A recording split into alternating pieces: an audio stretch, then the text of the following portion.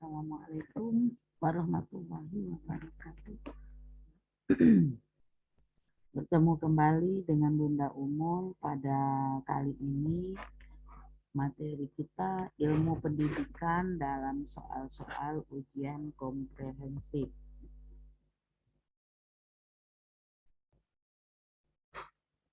Yang pertama, pernyataan yang merupakan pengertian pendidikan adalah A. Pendidikan adalah kegiatan mendapatkan pengetahuan, pengertian, dan pembelajaran yang baik. B. Pendidikan sangatlah penting. Dengan kualitas pendidikan yang maju akan membuat bangsa tersebut menjadi maju. C. Pendidikan dan pembelajaran yang dipunyai semakin tinggi, kualitas pendidikan yang dipunyai semakin tinggi potensi untuk membangun negeri. D. Pendidikan mencakup karakter, kepintaran, dan keagamaan. Maka jawabannya adalah A. Pendidikan adalah kegiatan mendapatkan pengetahuan, pengertian, dan pembelajaran yang baik. A ya. Kita masuk pada soal nomor 2. Faktor-faktor pendidikan adalah sebagai berikut. A. Faktor tujuan, faktor guru, faktor siswa, faktor media, faktor sarana prasarana. B. Faktor gedung, faktor guru, faktor dana, faktor sarana prasarana.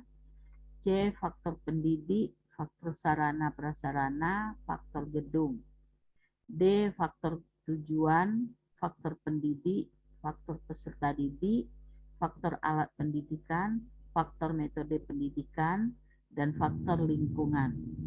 Maka jawabannya adalah D, yaitu faktor tujuan, faktor pendidikan, pendidik, faktor peserta didik, faktor alat pendidikan, faktor metode pendidikan, dan faktor lingkungan. Kita masuk pada soal nomor 3. Berikut merupakan tujuan pendidikan, kecuali A. Sementara itu, negara Indonesia memiliki tujuan pendidikan yang diatur dalam Undang-Undang 1945 dan Undang-Undang Nomor 20 Tahun 2023. Menurut Undang-Undang 1945, tujuan pendidikan nasional diatur dalam pasal 31 ayat 3 dan pasal 31 ayat 1. B. Ki Hajar Dewantara, tujuan pendidikan adalah untuk mendidik anak agar menjadi manusia yang sempurna hidupnya, yaitu kehidupan dan penghidupan manusia yang selaras dengan alamnya atau kodratnya dan masyarakatnya. C. Menurut Frederick Rober, tujuan pendidikan adalah membentuk anak menjadi makhluk aktif dan kreatif. D. John Dewey mengatakan tujuan pendidikan adalah membentuk anak menjadi anggota masyarakat. Kecuali adalah D ya. Jadi tujuan John Dewey, tujuan pendidikan adalah membentuk anak menjadi anggota masyarakat. Itu bukan merupakan tujuan dari pendidikan. Kita masuk pada soal nomor 4.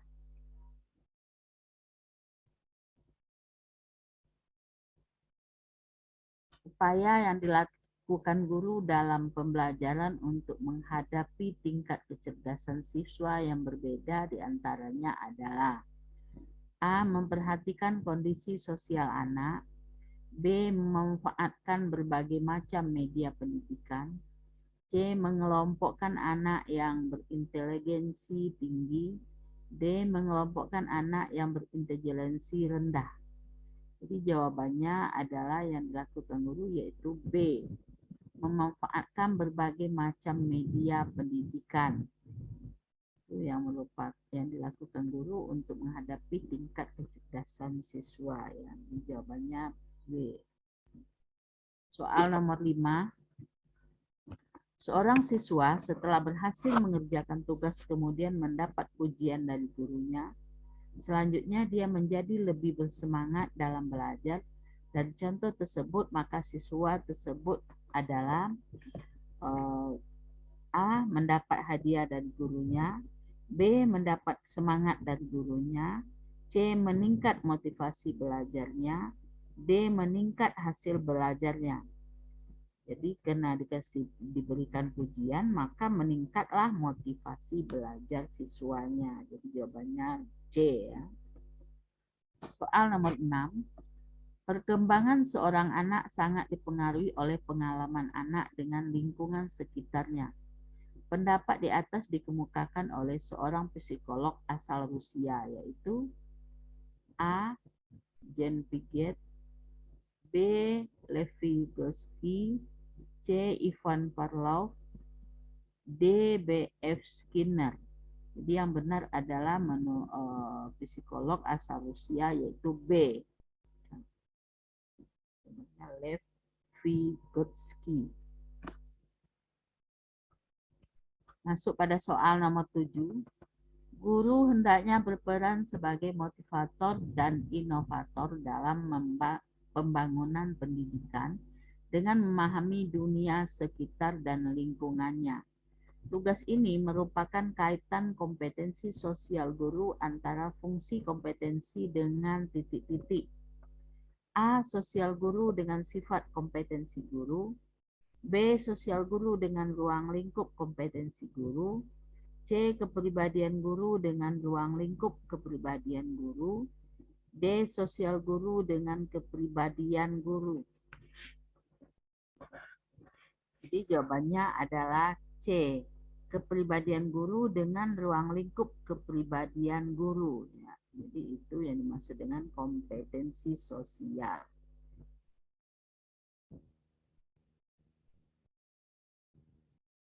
Kepribadian ya, guru dengan ruang lingkup kepribadian gurunya. Kompetensi sosial. Soal 8. Di dalam Undang-Undang Nomor 20 Tahun 2003, penegasan tentang pendidikan seumur hidup dikemukakan dalam pasal 13 ayat 1 yang berbunyi sebagai berikut. Jadi pernyataan yang benar ada di mana ya? A. Jalur pendidikan sekolah meliputi pendidikan formal terdiri atas pendidikan dasar. B. Semua orang berhak mendapatkan pendidikan. C. Dalam pendidikan harus bisa membaca dan menulis. D. Jalur pendidikan terdiri atas pendidikan formal, non-formal, dan informal yang dapat saling melengkapi dan memperkaya. Jadi jawabannya adalah D. Jalur pendidikan terdiri atas pendidikan formal, non-formal, dan informal yang dapat saling melengkapi dan memperkaya. Itu tujuan dari isi dari Undang-Undang Nomor 20 Tahun 2003 ya, tentang penegasan pendidikan seumur hidup. Soal nomor 9. Pendidikan merupakan suatu upaya untuk membantu manusia agar mampu hidup sesuai dengan martabat kemanusiaannya. Hal ini karena pendidikan bersifat A. Humanisasi, B. Individualitas, C. Sosialitas, D. Potensialitas. Jawabannya adalah humanisasi. Jadi humanisasi hidup dalam martabat kemanusiaannya ya, humanisasi. Soal nomor 10. Salah satu hambatan yang dihadapi dalam rangka meningkatkan kinerja dan mutu pendidikan nasional yaitu A. Masih rendahnya relevansi pendidikan. B. Terbatasnya jumlah guru yang bermutu. C. Masih tingginya angka putus sekolah yang merupakan pengalaman dari tantangan. D. Kurangnya peranan dunia perjuangan dalam pendidikan nasional. Jadi hambatan dalam menghadapi kinerja guru yang bermutu yaitu masih rendahnya relevansi pendidikan ya. Relevan pendidikan ini masih rendah di negara kita. Soal nomor 11, pendidikan dianggap bisa mengubah terutama dalam hal membina kebudayaan yang memungkinkan sanggup menyelamatkan insan di masa depan yang semakin kompleks, apalagi di era globalisasi ini. Pandangan ini dikemukakan oleh aliran A. Behavior, B. Progresivisme, C. Humanisme, D. Psikologi kognitif. Jadi jawabannya yang benar adalah C. Humanisme. Jadi pendidikan dianggap mengubah, ya, mampu mengubah kebudayaan, kemudian menyelamatkan insan, ya. Jadi pandangan ini dimukakan oleh aliran oleh humanisme. Soal nomor 12, salah satu perwujudan bahwa pendidikan berlandaskan pada kondisi masyarakat tertentu ialah dengan diadakannya titik-titik. A. Pelajaran pengetahuan umum dalam kurikulum. B. Pendidikan kewarganegaraan dalam kurikulum. C. Mata pelajaran matematika dalam kurikulum. D. Muatan lokal dalam kurikulum. Jadi ini pendidikan yang berlandaskan masyarakat, yaitu jawabannya adalah D. Muatan lokal dalam kurikulum, ya. Itu dia pendidikan berlandaskan kondisi masyarakat. Misalnya muatan lokal pertanian, ya, muatan lokal keterampilan tertentu pada produksinya suatu daerah atau ya bahasa daerah, ya. Soal nomor 13, pendidikan sebagai agen pembaharuan sosial sehingga dapat mengantisipasi masa depan merupakan fungsi pendidikan terhadap masyarakat, yaitu A. Fungsi preventatif, B. Fungsi menyiapkan berbagai manusia, C. Fungsi direktif, D. Fungsi menyiapkan tenaga kerja.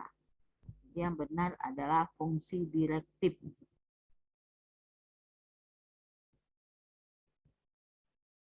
Fungsi direktif yaitu hubungan sebagai pendidikan sebagai agen pembaharuan sosial, ya, jadi pembaharuan kepada masyarakat, kemudian mengantisipasi masa depan terhadap kehidupan masyarakat, maka disebut fungsi direktif. Nomor 14, pendidikan nasional berfungsi mengembangkan kemampuan dan membentuk watak serta peradaban bangsa yang bermartabat dalam rangka mencerdaskan kehidupan bangsa. Fungsi pendidikan yang terdapat dalam, jadi pernyataan nomor 14 ini, pendidikan nasional berfungsi mengembangkan kemampuan dan membentuk watak serta peradaban bangsa yang bermartabat dalam rangka mencerdaskan kehidupan bangsa. Kemudian fungsi pendidikan tersebut terdapat dalam titik-titik A. Pasal 1 Undang-Undang Nomor 20 Tahun 2013, B. Pasal 2 Undang-Undang Nomor 20 Tahun 2003, C. Pasal 3 Undang-Undang Nomor 20 Tahun 2003, D. Pasal 5 Undang-Undang Nomor 20 Tahun 2013. Jadi jawaban yang benar adalah C. Pasal 3 Undang-Undang Nomor 20 Tahun 2003. Itu fungsi pengembangan kemampuan untuk watak. Soal nomor 15. Di bawah ini adalah interaksi antara komponen pendidikan.